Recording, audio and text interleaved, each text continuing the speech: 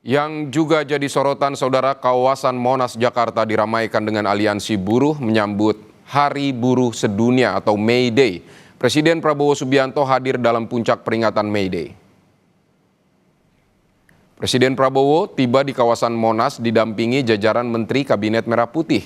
Dalam acara itu, pimpinan 5 serikat pekerja menyampaikan aspirasi tentang perlindungan dan kesejahteraan buruh. Sementara dalam pidato, Presiden Prabowo menyampaikan 2 regulasi yang diteken untuk perlindungan awak kapal perikanan serta pengemudi ojek daring.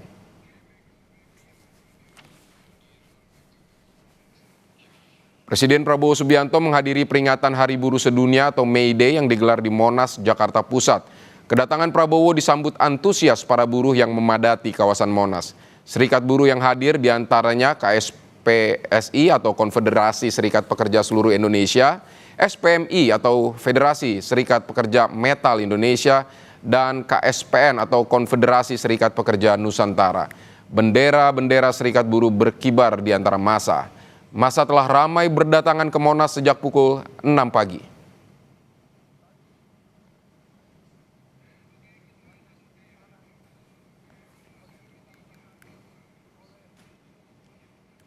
Dalam sambutannya di peringatan Hari Buruh di Monas, Jakarta Pusat, Presiden Prabowo Subianto menyebut dirinya telah menandatangani sejumlah keputusan Presiden terkait peningkatan kesejahteraan buruh.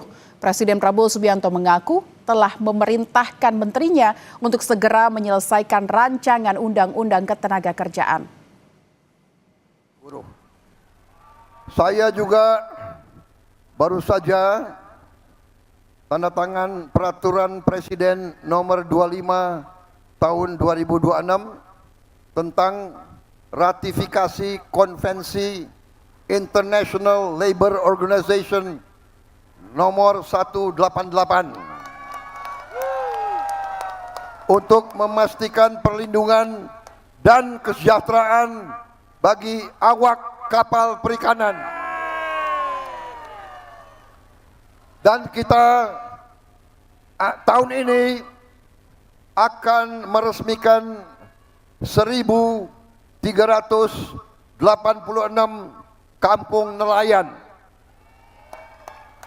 Pertama kali dalam sejarah Republik Indonesia nelayan diurus. Tahun depan kita akan buka 1.500 kampung nelayan.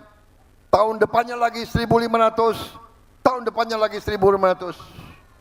Semuanya nanti kurang lebih ada 6 juta nelayan yang akan kita perbaiki hidupnya dengan anak dan istri 20 juta lebih rakyat Indonesia.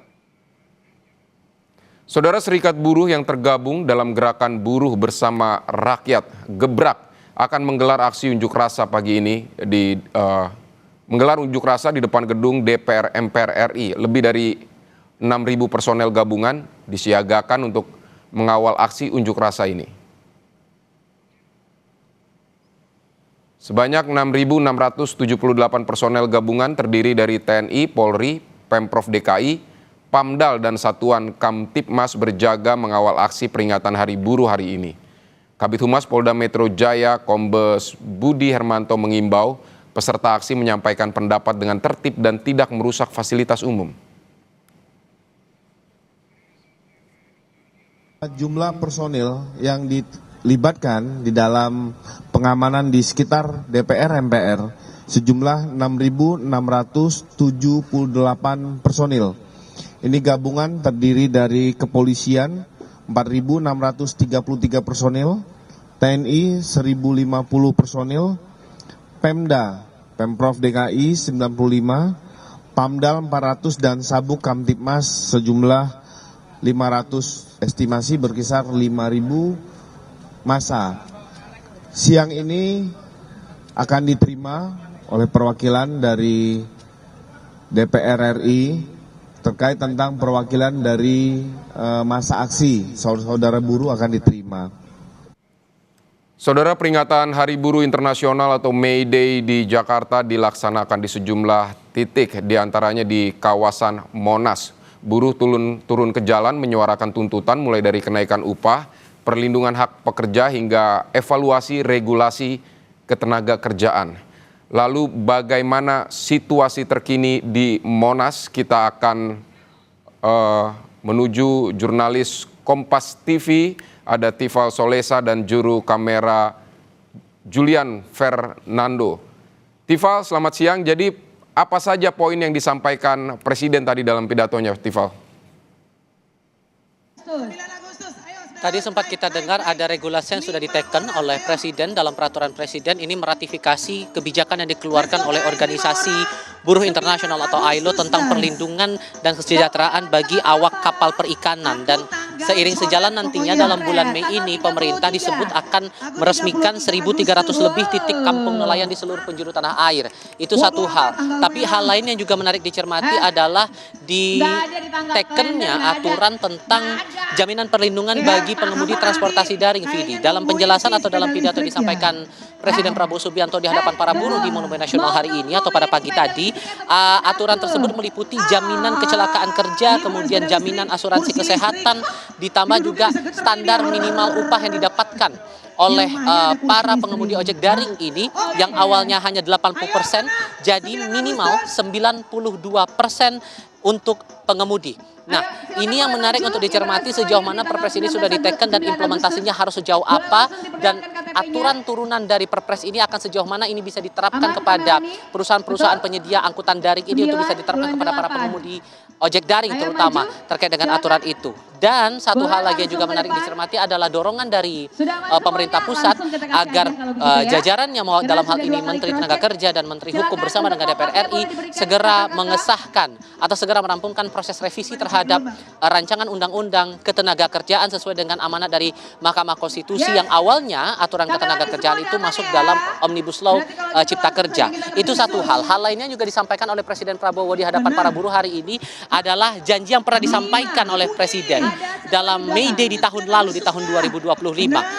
Waktu itu ia sempat menjanjikan dalam waktu 3 bulan rancangan undang-undang perlindungan pekerja rumah tangga atau undang-undang PPRT itu bisa segera disahkan, dan itu disampaikan oleh Presiden bahwa pada rapat paripurna DPR terakhir sebelum memasuki masa reses, DPR RI bersama dengan pemerintah setuju atas rancangan undang-undang PPRT ini disahkan menjadi undang-undang, dan dalam kurun 1 tahun setelah undang-undang itu diketok di dalam rapat paripurna segera bisa diimplementasikan atau segera diterapkan sehingga status pekerja rumah tangga tidak lagi masuk dalam sektor privat tapi masuk dalam pekerja yang hak-haknya setara dengan pekerja-pekerja lainnya atau pekerja formal begitu, dengan cakupan hak-hak termasuk dalam perlindungan ketenaga kerjaan, perlindungan kesehatan hingga jaminan perlindungan dari tindakan-tindakan kekerasan dalam lingkup privat rumah tangga.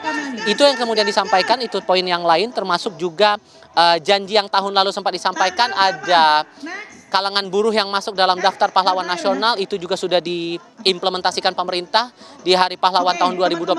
Marsina masuk sebagai daftar penerima gelar pahlawan nasional, dan disebutkan dalam waktu dekat ini Presiden juga akan menuju ke Nganjuk untuk meresmikan rumah atau museum Marsina sebagai wujud negara untuk memberikan perlindungan ataupun juga menaruh perhatian kepada kalangan-kalangan buruh atau kalangan-kalangan pekerja. Dalam kesempatan yang sama juga Presiden juga menyampaikan komitmen pemerintah untuk selalu berada di pihak buruh, termasuk menjamin kesejahteraan dan perlindungan para pekerja di berbagai sektor, Vidi. Baik, Tifa, lalu bagaimana tanggapan Serikat Buruh? Betul. Selain dari Kangen Band, Serikat Buruh sebelum pidato Presiden tadi sudah ada suara-suara disampaikan beberapa poin terkait dengan masalah upah, kemudian perlindungan bagi para pekerja, revisi terhadap undang-undang ketenaga kerjaan harus segera digesa. Terutama tadi Said Iqbal dalam berbagai kesempatan, dalam berbagai unjuk rasa juga sudah menekankan masalah penghapusan status outsourcing dan menaikkan upah buruh dan menolak upah murah. Kalau disingkat adalah HOTUS. Itu yang disuarakan, termasuk juga ada fasilitas-fasilitas pendukung sembako yang diharapkan negara bisa berikan itu kepada kalangan pekerja, khususnya adalah rumah yang berdekatan langsung dengan kawasan industri. Itu dari perwakilan dari pimpinan 5 serikat buruh yang disampaikan saat acara inti dari Puncak May Day di Monas. Tadi dalam beberapa menit sebelum saya melakukan laporan langsung ini, saya juga mendengar aspirasi dari para pekerja soal janji-janji ataupun juga regulasi-regulasi yang sudah diterbitkan oleh pemerintah sejauh ini, apakah sudah cukup menjamin perlindungan dan kesejahteraan bagi para buruh. Para buruh merasa sedikit banyaknya sudah terbantu, tapi diharapkan ada penyesuaian juga dalam hal upah dan juga masalah pengawasan terhadap regulasi yang sudah diterbitkan, khususnya tadi masalah kesejahteraan, perlindungan bagi para pekerja, pemberian uang lembur. Tadi ada beberapa yang memberikan curhatnya kepada saya, uang lembur, pengawasannya, pemberiannya juga harus bisa tertibkan ataupun juga bisa diperketat lagi, sehingga aturan-aturan yang dikeluarkan oleh pemerintah itu bisa betul-betul dijalankan oleh secara maksimal oleh para pemberi kerja, dengan harapan apa yang janji-janji yang sudah disampaikan oleh pemerintah pusat ini bisa terimplementasi dan wujud dari perlindungan dan kesejahteraan bagi para pekerja ini bisa betul-betul dirasakan oleh mereka para buruh. Vidi. Ya, baik, Serikat Buruh mengharapkan janji-janji pemerintah bisa diimplementasi dan apa yang sudah regulasinya disusun bisa diawasi dengan baik agar implementasinya berjalan dengan baik juga. Tifal Solesa dari kawasan Monas, Jakarta Pusat, terima kasih untuk laporan Anda.